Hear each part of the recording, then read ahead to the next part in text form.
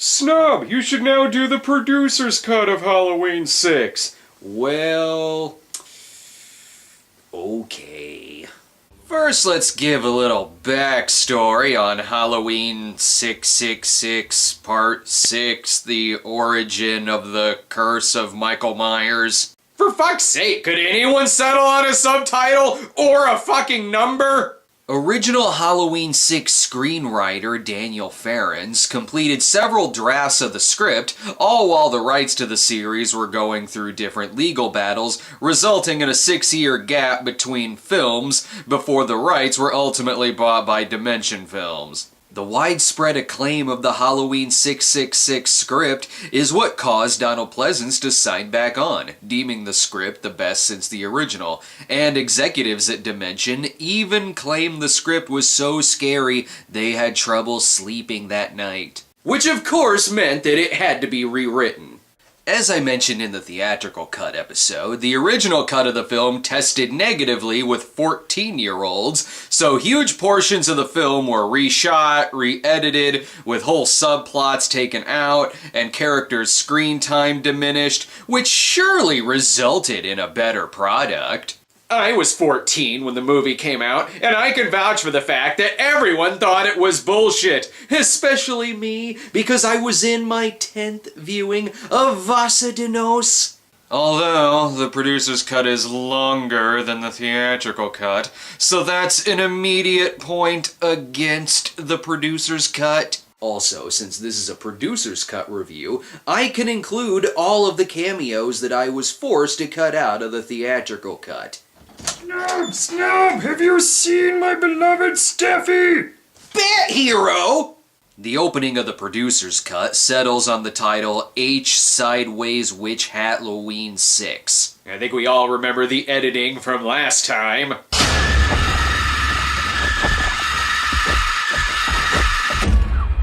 Is this version also gonna feel like someone spilled coffee on the editing machine?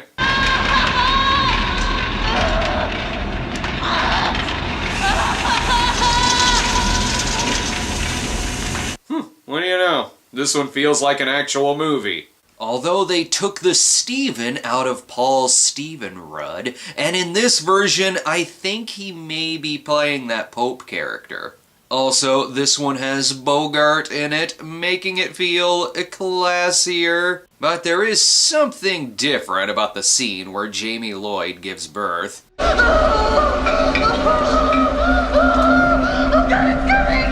That is a little more like it. Hey, here's Mr. Hand here. I'm not sure if that change was for the better. Not to mention, we get our first slasher character crossover as Creighton Duke shows up to take the baby from Jamie. The man in black doesn't say anything here because we can't give away that obvious twist yet. In the theatrical cut, it was Tommy Doyle providing the narration, but in this one...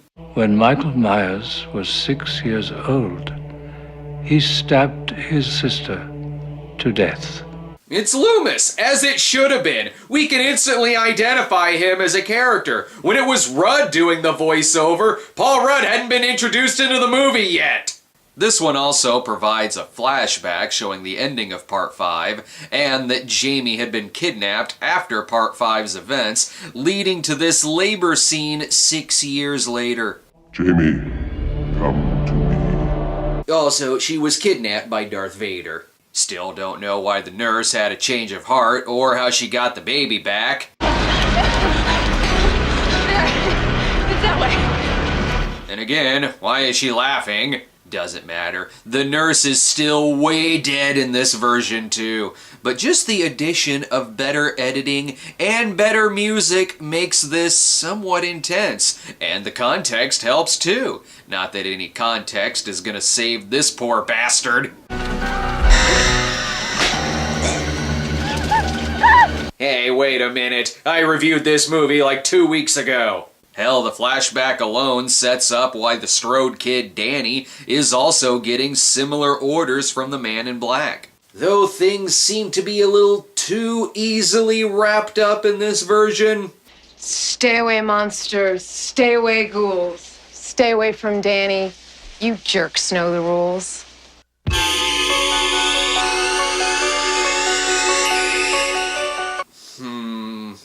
I'm satisfied. 4 stars. That's why the A looked weird in the credits. It was designed by a 10-year-old. But rest assured, Tommy is still a creeper this time around, and he's still that weirdo on every radio station.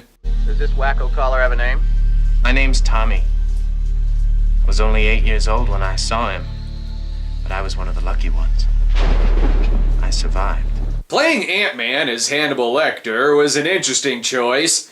Not sure if it was a good one, but it was an interesting one. As for Loomis, much of his screen time in the theatrical was cut because the movie's director, Joe Chappelle, found Donald Pleasance to be boring. And if you can't trust the director of Phantoms and the Skulls 2 to make wise decisions when making a horror film, who can you trust? I had a joke in the theatrical cut episode that Loomis's scars have magically disappeared, but in this version... You look good, Sam. I feel great. I had surgery, plastic surgery, skin grafts. Perhaps you shouldn't cut out scenes if the result is a plot hole. I shouldn't have to tell you this. In the producer's cut, we even find out why Loomis happened to be listening to the radio program, but I'm not sure why it's still playing in the bus station / haunted house. Dr. Wynn comes by to announce his retirement to Loomis. I can't remember, is he the bad guy or not? Jamie still calls the radio station and not the police, but we at least get to see Loomis preparing for fucking battle. I think Michael may be one of the ghosts from It Follows. You gotta keep moving or else he will eventually catch up with you, even if he has to walk to your destination.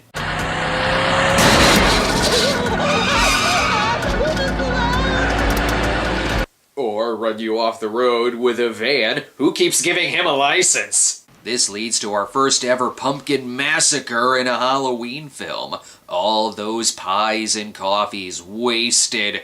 Michael still stabs her in this version, only unlike the ridiculously over-the-top death scene from the theatrical cut, she survives. And you know who else is still in the movie? You stinking kids got about 3 seconds to get the hell off my property. 1, 2... Biff Tannen. Given that this version consistently uses dates on the screen, the sudden appearance of the place and date doesn't bother me this time around.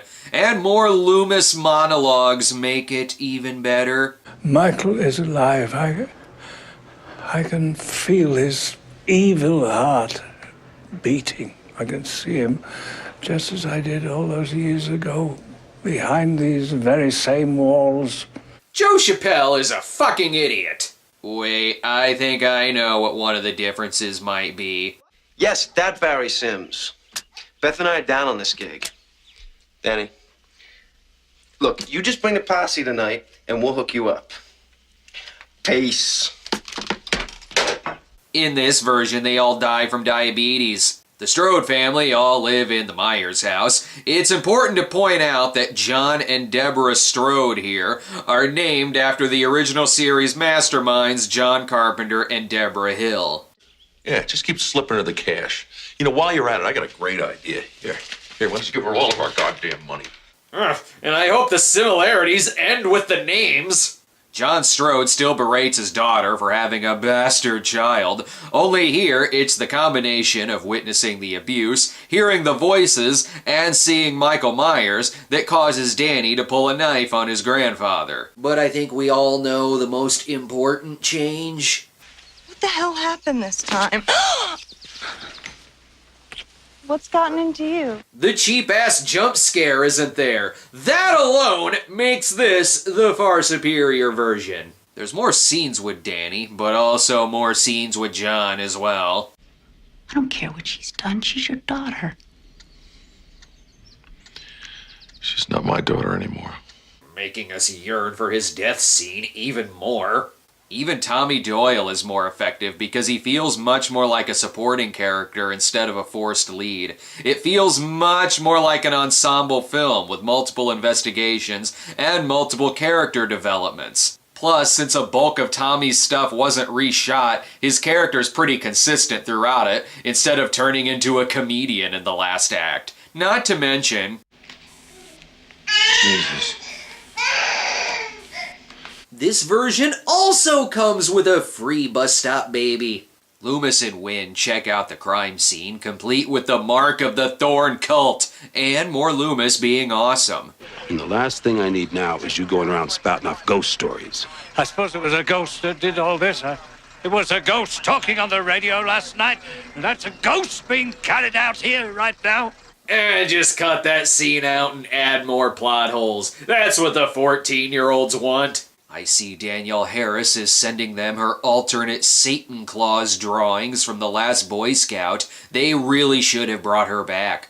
Even a smaller scene like this has an eerier feeling, as Kara Strode constantly feels like she's being watched.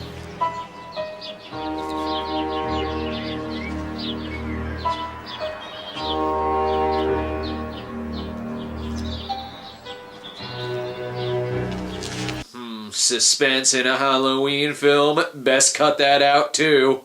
Here they even explain why Loomis is in the hospital when Tommy sees him. It's because Jamie Lloyd is still alive. In the theatrical cut, it looked like he was loitering around the hospital for no reason. Still not sure why Tommy leaves once security shows up, since technically he didn't do anything wrong. All he did was ask for help. Tommy names the baby Steven, since Michael naming him Sassafras was kinda stupid. Okay. Steven. Like that name? Yeah, I think it suits you. You would think that, but if you love it so much, why did you get rid of it in this version? Loomis tells Mrs. Strode more backstory, though I don't know why a relative of Laurie Strode living in the Myers house needs to be told about Michael Myers. But even this scene is better edited this time around. A man came by the house, a psychiatrist by the name of Loomis, and he told me about the terrible things that happened here in our house. Look at how much creepier that shot is without the dun dun dun on the soundtrack.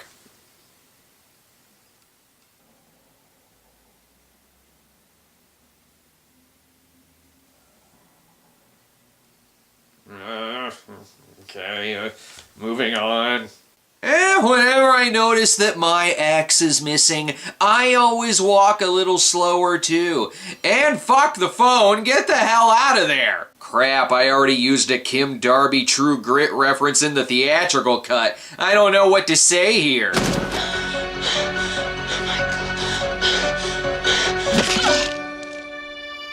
Oh, someone has diarrhea after trying Hardee's bacon three-way sandwich. Yikes, in this version it looks like Michael butchered a truck. I don't know why. I wonder if the original tagline was "The night he came home and changed the locks." At least this feels like it was made by someone who has seen Halloween.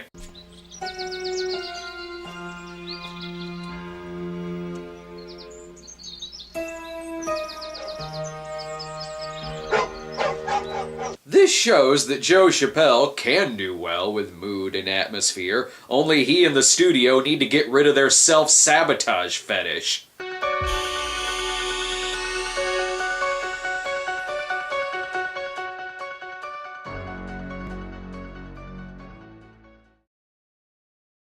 With Tommy waiting in the Strode house, here's the joke that I used last time. Do you know whose room this used to be? The Phantom of the Opera's room? But here's how the scene is edited in the producer's cut. You're in danger. Come with me.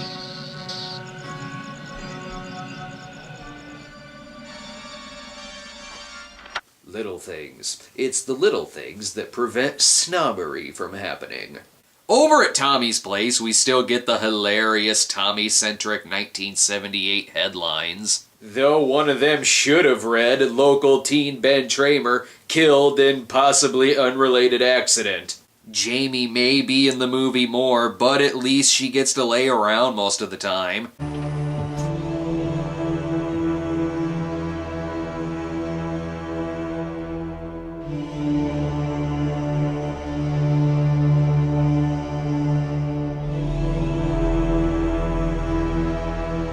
And here's where it gets weird. And I mean the good kind of weird.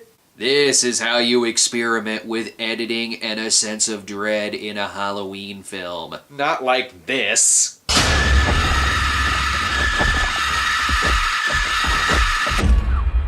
Crap, spilled coffee on the editing software again.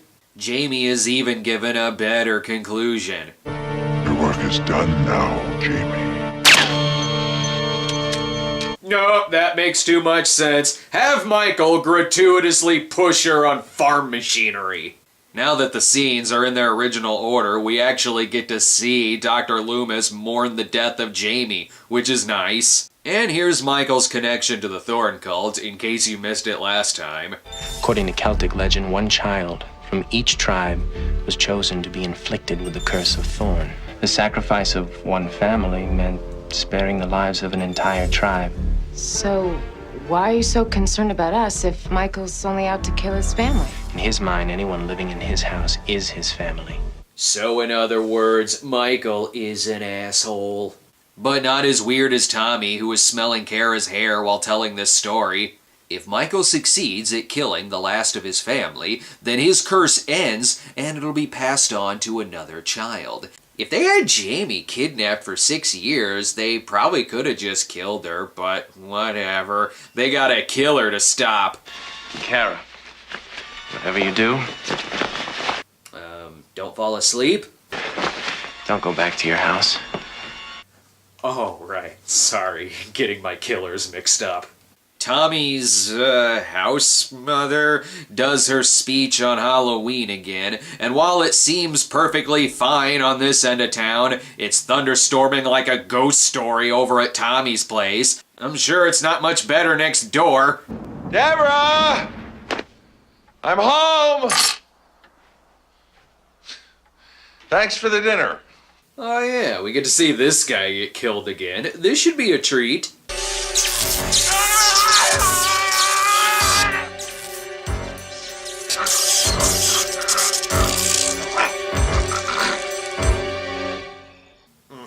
I remember that being better in the theatrical cut.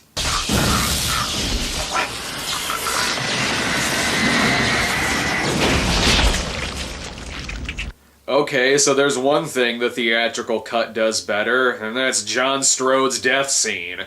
Meanwhile, DJ Bryan Adams holds the debate about whether Halloween should be allowed in Haddonfield, and considering that they're at a Halloween party, I think that's a pretty moot point. But these are people who are shocked when the shock DJ they invited turns out to be a sleazy shock DJ, and pretty much gets killed in the same fashion.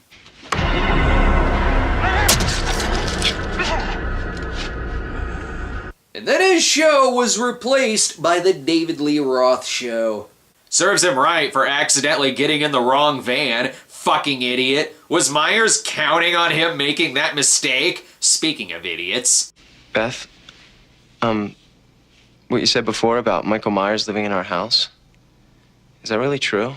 How is it that the only people who don't know about the Myers house are the family associated with Michael's sister and who tried selling the Myers house? For Christ's sake, from 1978 to 1995, kids still decorate the house in Myers gear. Maybe they were right to cancel Halloween. All it did was cause kids to dance and sing under bleeding trees that dead bodies fall out of. I still wish this version would explain how Michael secretly got that body up there, and why Loomis just happens to show up. But whatever. Boobs.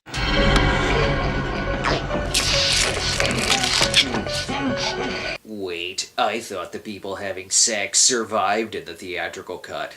Just kidding. They got butchered as hell. Though, look at the editing in the theatrical.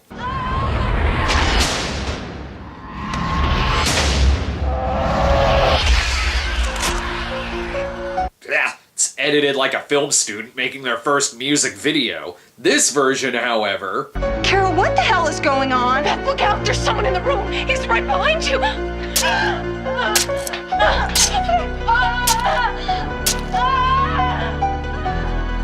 It's edited like a horror film. When Kara goes to look for the now missing Danny, it shows how using the quieter score can elevate the menace.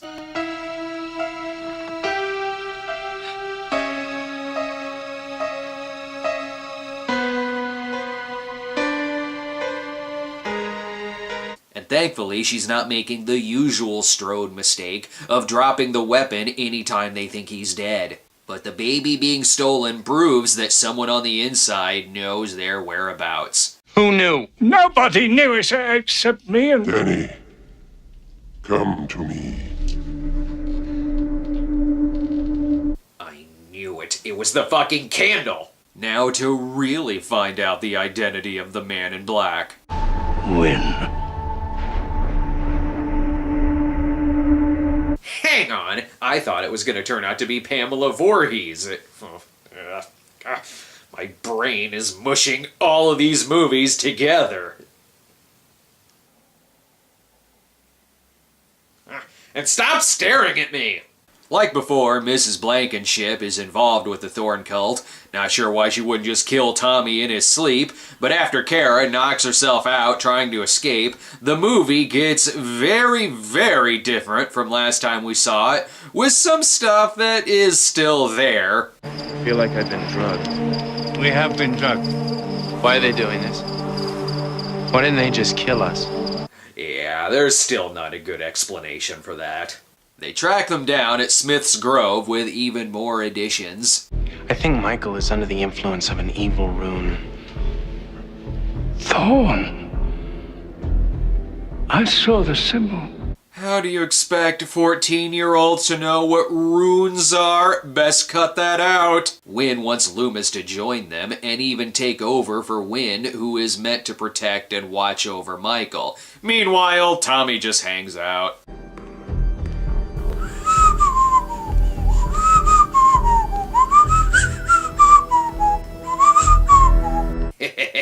I added that. Kinda wish it was actually there. Michael's sacrifices are intended to restore balance to famine, plagues, and Tyler Perry movies, though they really shouldn't have rested all this on Michael, since he's pretty much consistently failed at killing Strodes or Myers, with the exception of his sister, but that was in the early 60s. Here, though, we see Tommy save Kara from the Temple of Doom by leading them on a riveting minecart chase. Oh, and what was hinted at in the theatrical version is all but admitted here. You know whose baby it is, don't you? Michael! The baby is yours, isn't it? Isn't it, Michael? Ew, bad uncle. Bad touch. When the original climax was reshot, none of the reshoots contained Donald Pleasance, who had died right after initial production. So here we see a lot more Loomis as they escape, as opposed to him being knocked out and, oh, hello again. Here Michael is held off with the power of the runes. So you can shoot Michael, you can stab him, and you can blow him up. That won't do shit though. What you need is runes. Runes are his Achilles heel. Sorry I'm late, Michael. I had to change out of my cult gear and put on my Man in Black clothes. Even Wynn is given a proper resolution, as it wasn't until I was editing the theatrical cut episode that I even noticed he was in the operating room massacre. So Loomis says goodbye to them like in the theatrical, only instead of getting this ending...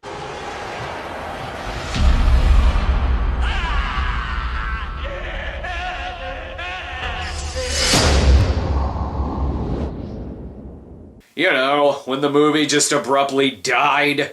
Wynn passes on his duty to Loomis, who is now the de facto Thorn leader, and Myers, now dressed in the Man in Black clothes, escapes into the night, leading to a sequel which never happened in favor of the H2O reboot. There's still much to criticize about this film, other than it being a slasher film, but unlike the theatrical version, this one has a beginning, it has a middle, it has an end, it has character development, plot consistency, it's got editing, mood, atmosphere, suspense, it has better character arcs, and, resolutions.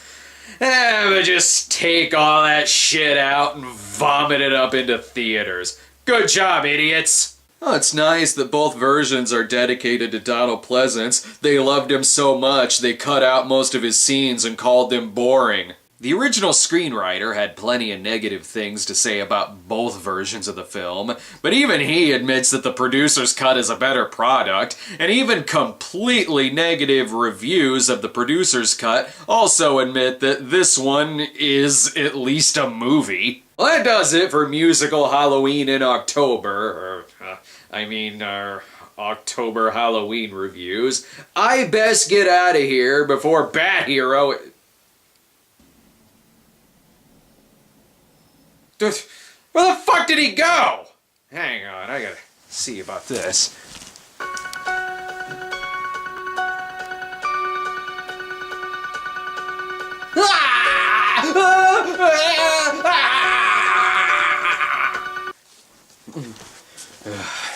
Sorry, I originally had an ending where Bat Hero was inflicted with the curse of Steffi Love, forcing him to stare down internet movie reviewers, and the only thing I could defeat him with was precious runes. But the stupid neighborhood kids didn't like that ending very much. Plus, the Bat Hero actor died. Mommy,